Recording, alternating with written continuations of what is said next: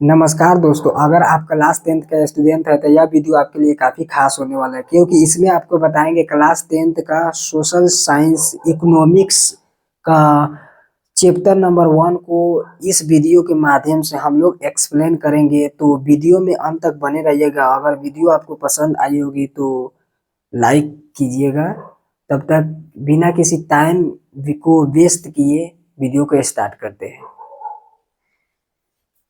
तो देखिए, first number question है, यानी यह है मैट्रिक बोर्ड परीक्षा 2026 के लिए जो भी स्टूडेंट 2026 की तैयारी करते हैं उन्हीं का है, यानी इकोनॉमिक्स चैप्टर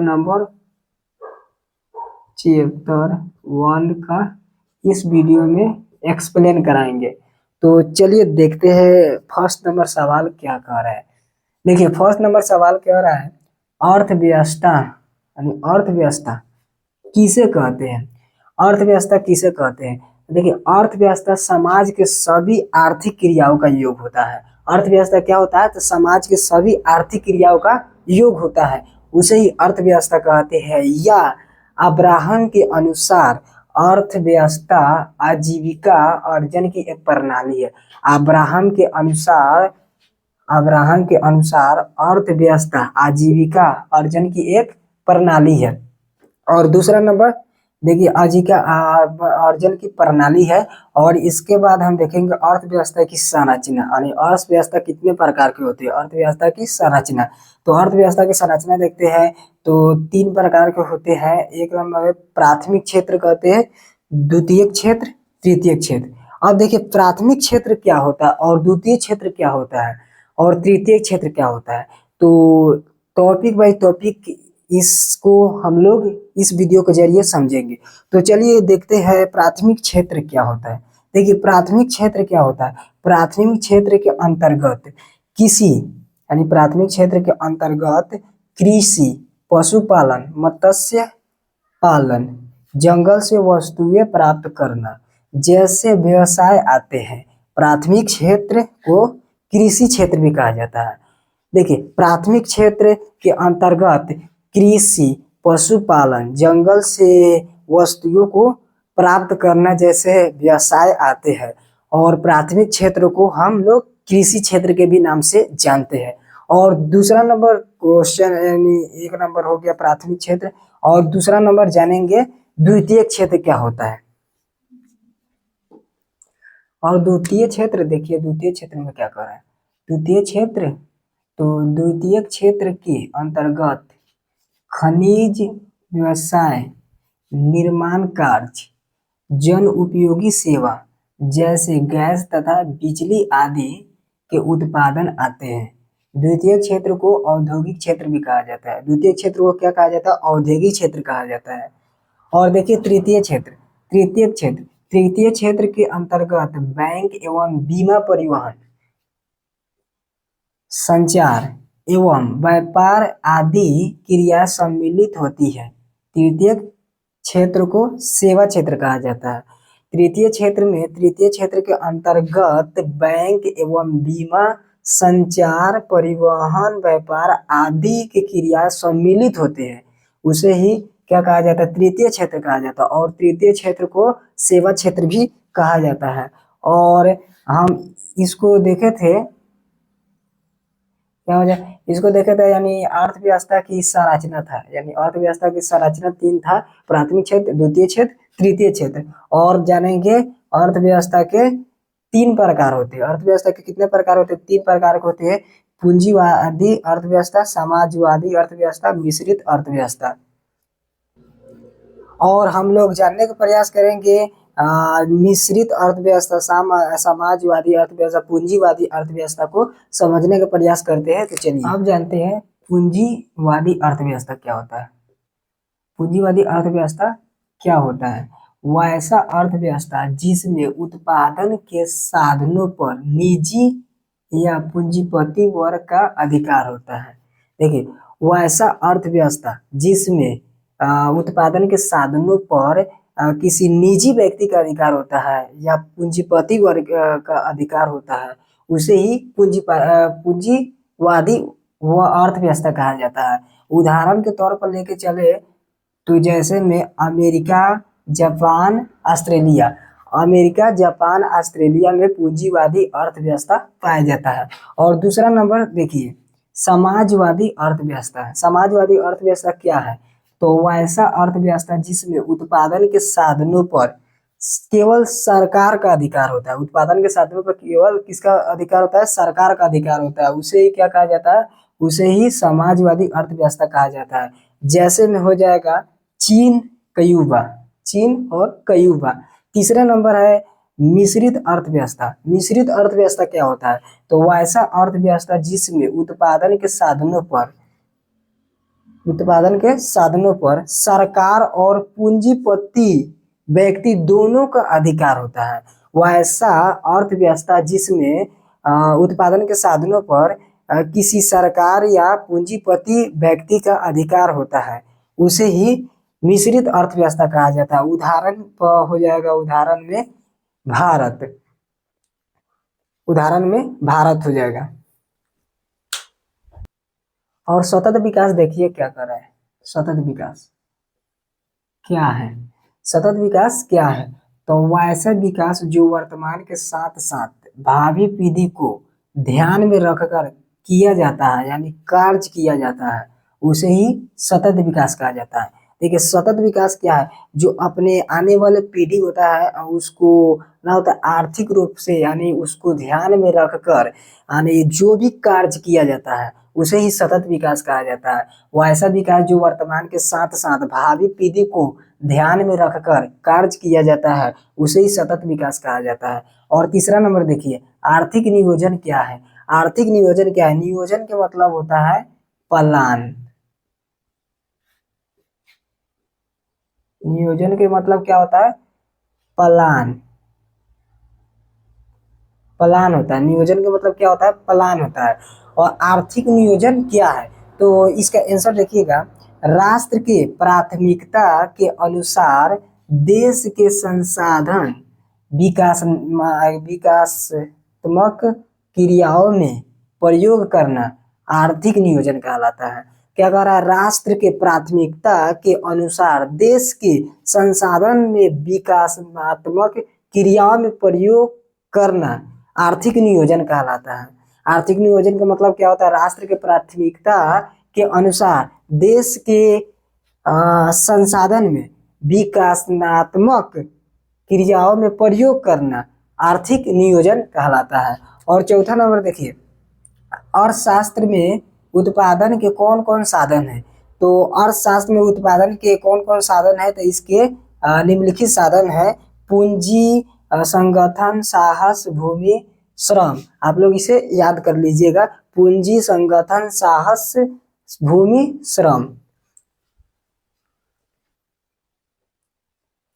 मानव विकास रिपोर्ट क्या होता है? देखिए मानव विकास रिपोर्ट क्या होता है? तो मानव विकास रिपोर्ट संयुक्त राष्ट्र विकास कार्यक्रम के द्वारा महबूब उल एक के निर्देशक के तैयार किया गया था।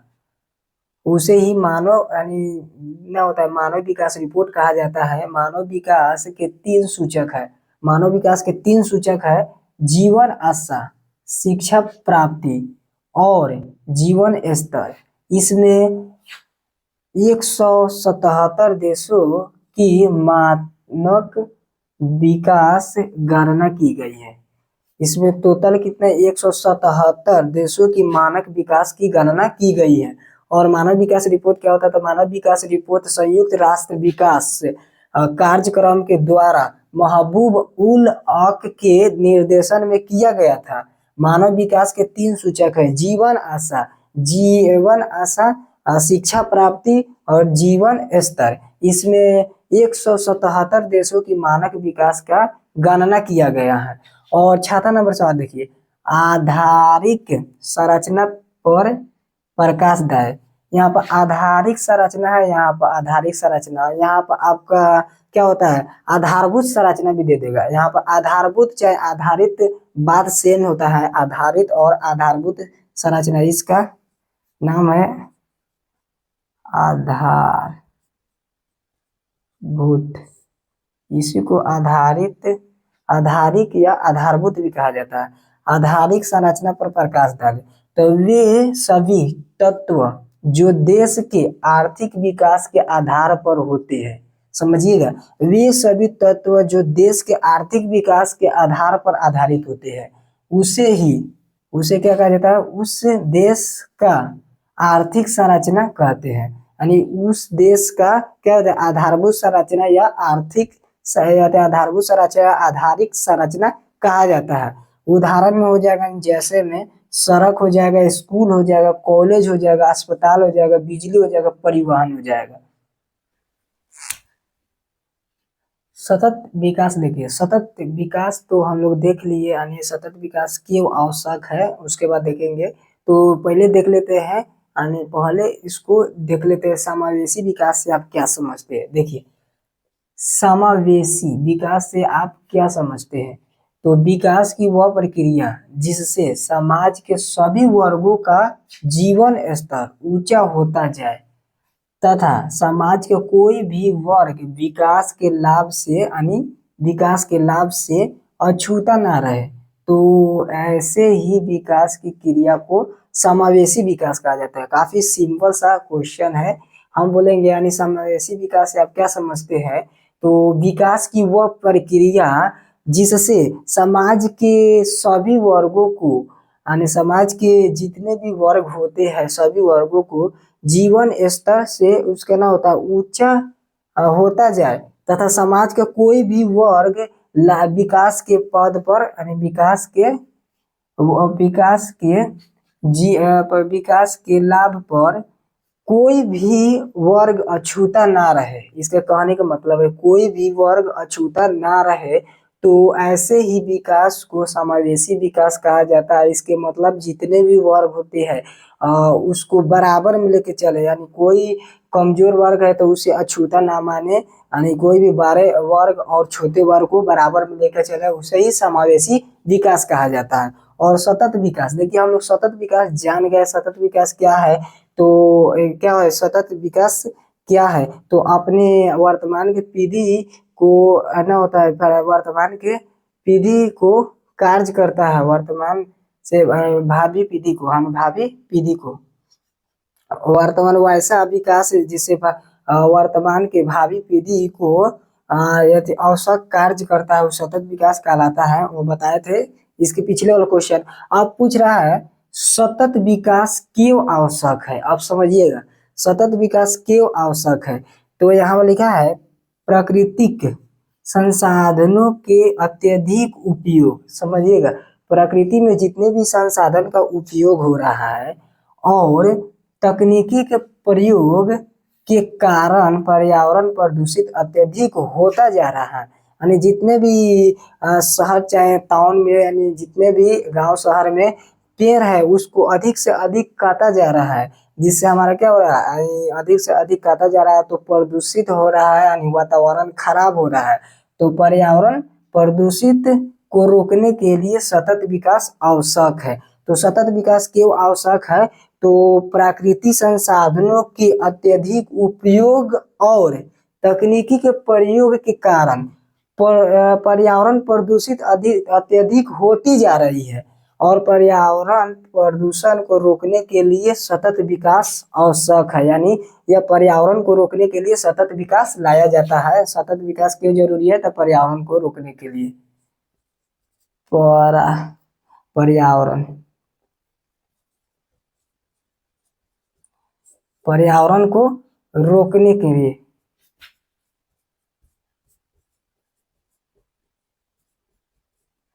क्या सतत विकास केवल लाया जाता है, तो पर्यावरण को रोकने के लिए, यानी पर्यावरण को रोकने के लिए सतत विकास लाया जाता है। और देखिए मानव विकास सूचकांक के घटक बताइए।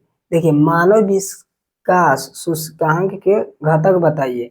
तो मानव विकास सूचकांक के घटक है जीवन आशा शिक्षा प्राप्ति जीवन स्तर, जीवन आशा शिक्षा प्राप्ति जीवन स्तर मानव विकास के सूचकांक के घटक है।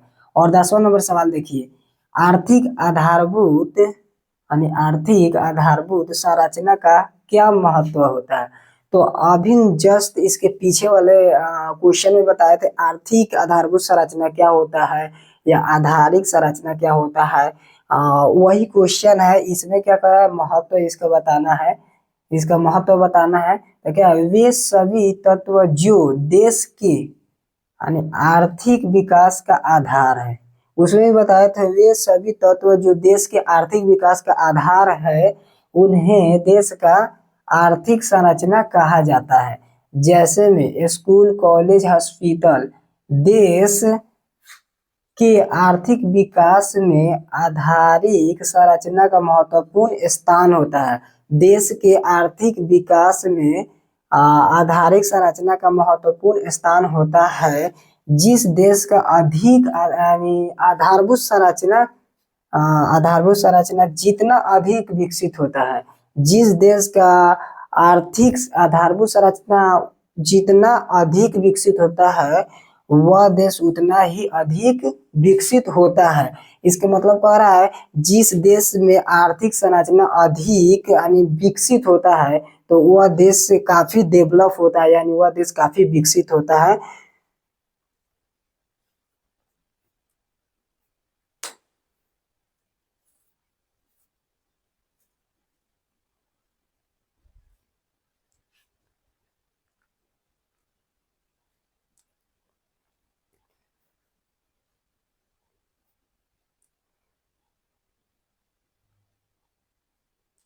आई होप आपको यह वीडियो काफी पसंद आई होगी, तो आप लोग लाइक कीजिएगा, शेयर कीजिएगा और आप लोग कमेंट में बता दीजिएगा कि अगला वीडियो किस टॉपिक पर लाए। तब तक मिलते हैं नेक्स्ट वीडियो में।